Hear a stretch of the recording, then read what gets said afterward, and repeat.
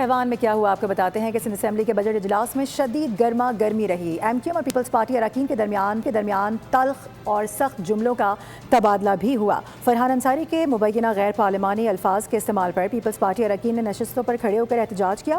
फरहान अंसारी से अपने अल्फाज वापस लेने का मुतालबा किया गया। स्पीकर ने फरहान अंसारी के अल्फाज कार्रवाई से हज़फ करने का हुक्म भी दे दिया। इसके बाद एमक्यूएम अरकान ने ऐवान से वॉकआउट कर दिया।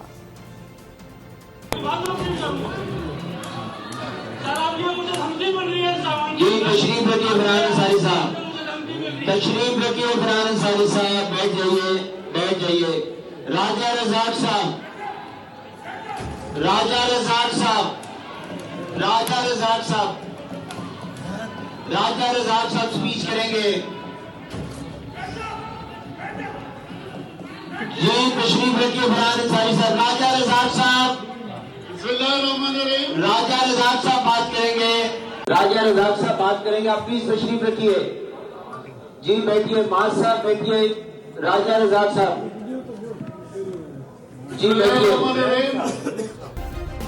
सब्सक्राइब करें और बेल दबाएं ताकि कोई खबर रह न जाए।